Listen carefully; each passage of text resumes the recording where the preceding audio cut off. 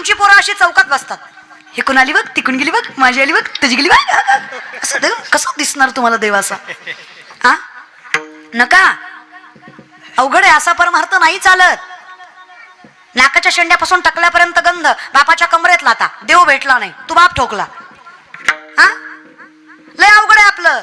सोमवार गुरुवार खात नाही, बाकी दणकावून हाणतो. तेवढं कशाला सोडतो? तेवढं बी खाच की. तुम्हाला असं वाटतं का सोमवार गुरुवार देव बघतो आणि बाकीचे डोळे झाकतो? तू खामी बघत नाही, तू खामी बघत नाही, असं करतो का देव? तेवढंच काम देवाला. कसला परमार्थ, लय खतरनाक परमार्थ आहे यांचा. श्रावण धरतात आणि 11 महिने खातात. मग आम्हाला दाखवायला धरता का तो श्रावण? म्हणजे महादेवच पावतो, बाकीचे नाही का? हा पण तुम्हाला माहित आहे का महादेव कोण, कृष्ण कोण, राम कोण, विठ्ठल कोण माहित आहे का? काही नाही. ह्याच्यात बी भांडण आहेत. खंडोबा तुमचा, विठोबा आमचा. कुठं कसं? 22 अवतार वारकरी संप्रदायात मानले जातात, जे आपण मानणं गरजेचं. 29 उपवास वारकरी संप्रदायात आहेत, 20+9 वैष्णव, ते आपण करायचे. 24 एकादशी, 5 पर्व, वामन जयंती, नरसिंह जयंती, गोकुळाष्टमी, रामनवमी, थोरात थोर, शिवरात्री. सगळ्यात पहिले वैष्णव महादेव, एका जनार्दनी वैष्णव शिरोमणी महादेव. सगळ्यात पहिल्यांदा पंढरीची वारी महादेवानेच केली. तुम्ही वेगळं समजताय म्हणून तुम्हाला देव सापडत नाही. सोपंच आहे की. चला माणूस कळला नाही त्याला देव काय कळायचा? आणि काय कोणाला कीर्तन शिकवतो आम्ही, कधी कधी नवल वाटतं. आमची परिस्थिती म्हणजे यहाँ कोई मरे वोटो के लिए तो कोई मरे नोटो के लिए, यहाँ कोई मरे वोटो के लिए तो कोई मरे नोटो के लिए. भगत सिंह सुखदेव भी सोचते होंगे हम भी मरे किन हरामजादो के लिए. कुणासाठी मिळलो बाबा? ह्याला काय कीर्तन सांगण्यात तरी मजा. तुम्हाला म्हणलं ना टाळ्या वाजव वाटल्या तर वाजवीत जा.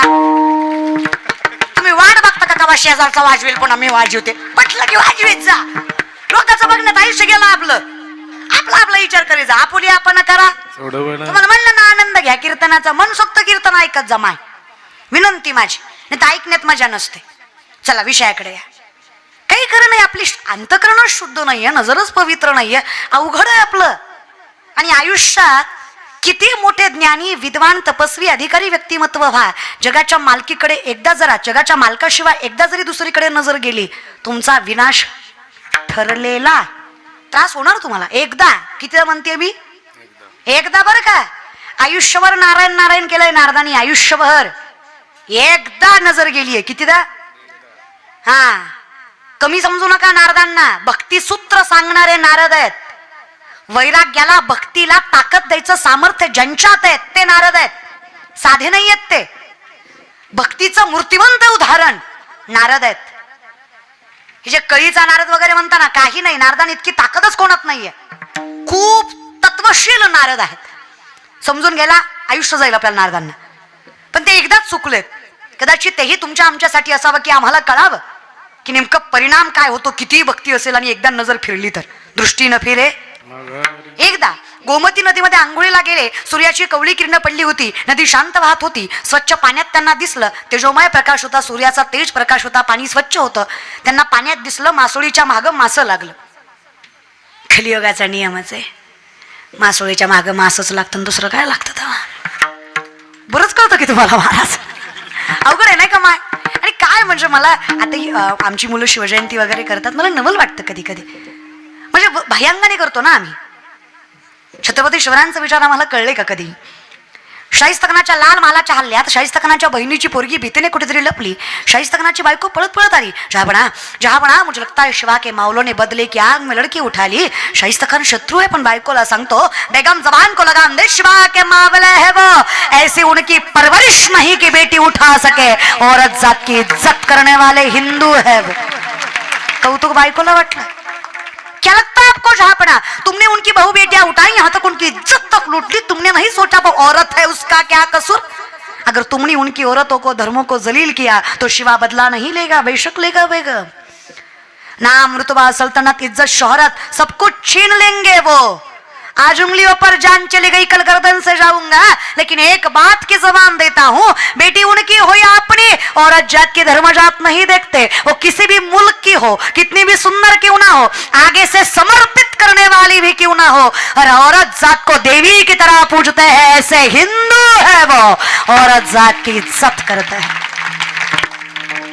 शत्रूलाही विश्वास वाटावा असं चारित्र्य ज्या राजाचं, त्यांचे वारसदार आहेत आपण, कसं देवाशिवाय दुसरीकडे नजर जावी? हा, आम्ही छत्रपतींना मानतो कारण त्यांना कळत होतं कोणाच्या चरणावर मस्तक ठेवायचं आणि कोणाला चरणावर मस्तक ठेवायला लावायचं। जगद्गुरु तुकोबांच्या कीर्तनात छत्रपती शिवाजी महाराजांनी मातीमध्ये मांडी घालून बसावं। जगद्गुरु तुकोबांनी पायाखालचं घोंगडं काढून सांगावं, राजा हिंदवी स्वराज्याचं धनी आहात, मातीत कशाला बसलात, घोंगड्यावर बसा। छत्रपतींनी सांगावं, बुवा तुम्ही घोंगडं देता हा तुमच्या मनाचा मोठेपणा, पण आम्हाला आमची मर्यादा कळते। जोपर्यंत आम्ही संतांच्या चरणाशी मातीत बसलोय तोपर्यंत माती टिकवायचं बळ या मनगटात आहे। ज्या दिवशी आम्ही तुमच्या बराबरीचा, तुमच्या घोंगड्याचा लोभ करू, त्या दिवशी आमच्या सिंहासनावर बलता बसल्याशिवाय राहत नाही, हे कळतं आम्हाला, कुठं बसायचं। त्याच्यामुळे तर हिंदवी स्वराज्य उभा आहे। आम्हाला साधा सदस्य असला तरी खुर्ची टाकावी लागते, महाराजाच्या समोर खुर्ची टाका, मग ते 10 मिनिटं बसणार, मोबाईल चेक करणार, नाटक करणार आणि 10 मिनिटांनी आईट खात निघून जाणार आणि पुन्हा म्हणणार आम्हाला वारकरी संप्रदायाची जाण आहे, जाण आहे। पण आम्हाला सत्तेपुढं शहाणपण चालत, आम्ही क्वार्टरीसाठी आणि कोंबडीसाठी साहेब साहेब साहेब भिकारी मोठे हार आहे जरा, काय विचित्र बना यार पोरांनो, बहिणी बाबांनो, मी तुमची पाया पडते रे बाबा तुमच्या, कोण कुणाला मोठं करत नाही बघा। आई वडिलांचे आशीर्वाद असावे, विठेवरच्या मालकाची कृपा असावी, संतांची संगत असावी आणि मुखात नामचिंतन असावं। तुम्हाला भविष्याची गरज नाही, तुमचं कर्म तुम्हाला वृद्धिंगत बनवणारा विश्वास व्यासपीठावर देते। तरले तरती हा भरवसा नामधारकाचा, वाऱ्या हाती माप चाले सज्जनाचे, कीर्ती मुख त्याचे नारायण, कशाला चिंता करताय? आणि मला विश्वास आहे, हे बघा महाराष्ट्रातले 80% ते 90% सप्ते पोरांच्या जीवावर होत आहेत आज।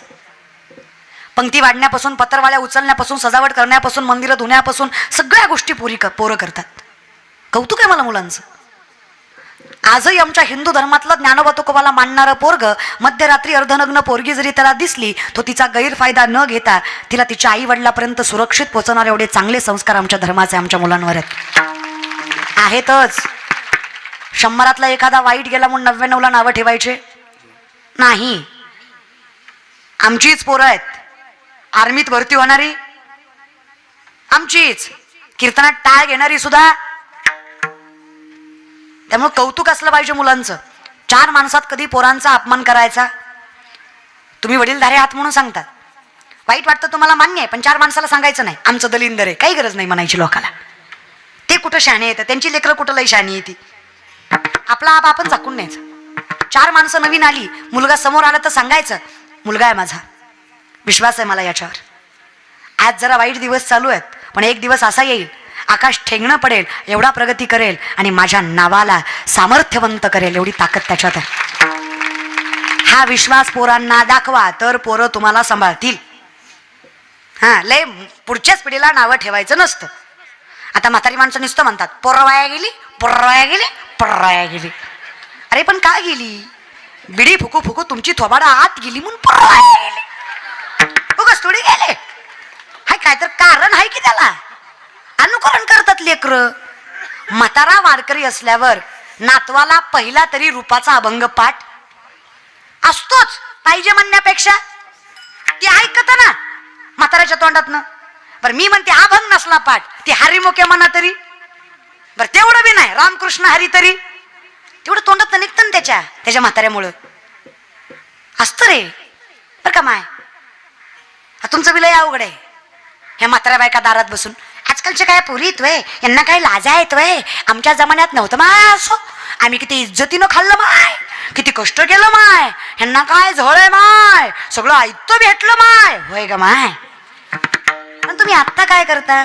तुम्ही आता मिसरी चळता, तुमच्या मिसरीच्या वासानं गोठ्यातल्या म्हशीनं दूध द्यायचं बंद केलं. इतका भंगार वास त्या मिसरीचा. तुम्ही नातीला कशी ज्ञानेश्वरी वाचायला सांगणार सांगा बरं माय, हो की नाही?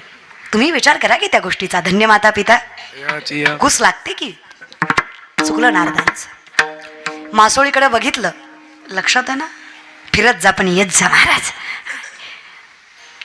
नारद म्हटले एकटं जगण्यात मजा नाही, सहसंगीनी पाहिजे. हा आनंद आम्हालाही अनुभवता आला पाहिजे. काय नुसतं नारायण नारायण करण्यात आयुष्य गेलं. सहसंगीनी हवी. सोबा शब्द कोणतरी साथीला हवं. थोडक्यात बायको हवी. आणि काही चुकीचं नाही, प्रत्येकाला वाटतं बायको असावी, वाटतं. टाळकऱ्यांना वाटतं एवढा 2 तास उभा राहिलो. नाही आता हे जरा बारकी आहे आपले, हे इकडले महाराज. 2 तास उभा राहिलो, घरी गेलो, पाय दाबायला बायको पाहिजे, वाटतं. यांना वाटतं एवढा बदड बदडीला घरी गेलो हात दुखतायत का विचारायला तरी बायको पाहिजे, दाबायला बायको पाहिजे. गायनाचार्यांना वाटतं एवढा गळा काढला, घरी गेल्यावर गळा दाबायला आपलं सॉरी चोळायला.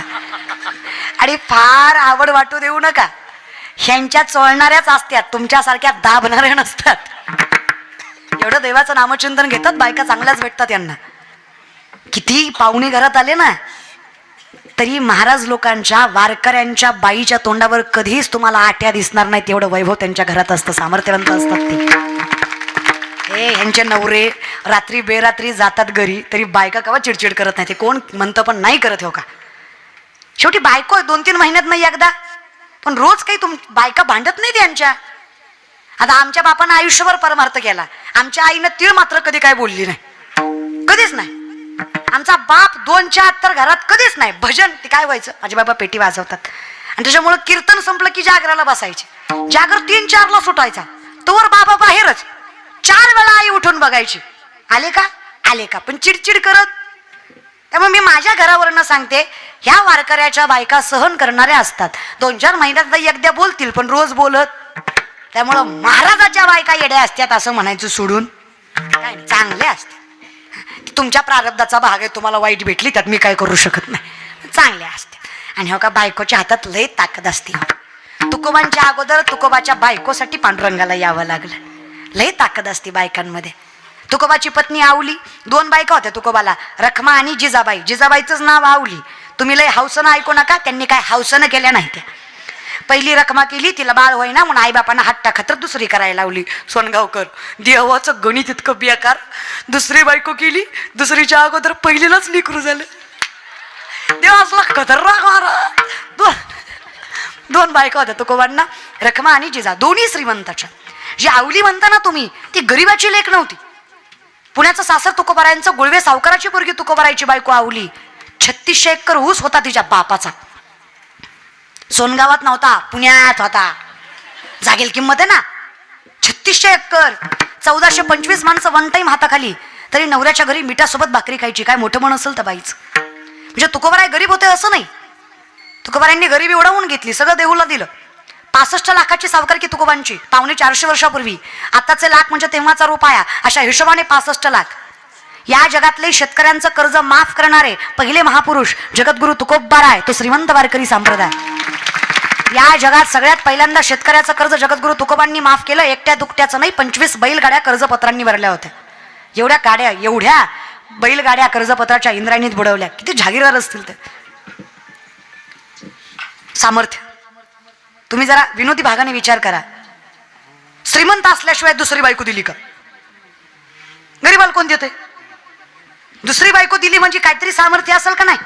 आणि ती डोक्यातलं काढा बरं का पोरांनो, काय नाही.